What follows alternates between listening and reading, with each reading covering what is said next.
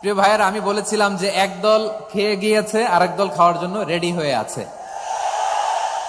আমার গত সপ্তাহের যশোরের আলোচনার একটা লাইনকে কেন্দ্র করে আমাদের অনেক রাজনীতিবিদ বন্ধুরা অনেক ক্ষুব্ধ প্রতিক্রিয়া দেখাচ্ছেন। ওই কথাকে নিজেদের গায়ে টেনে, নিজেদের গায়ে মেখে ওনারা ক্ষুব্ধ হয়েছেন।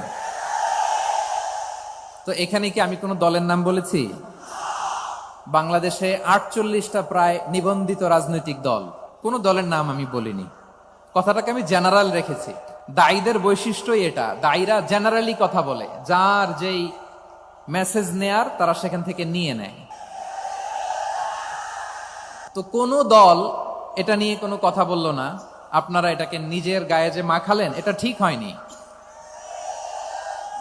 আমি বলবো যে এটা খুবই অনভিপ্রেত হয়েছে। কোন দলকে টার্গেট করে বা কোন দলের পক্ষে আমরা কখনো কথা বলি না। আমরা কোরআনের পক্ষে কথা বলি, ইসলামের পক্ষে কথা বলি, ঠিক কিনা বলেন?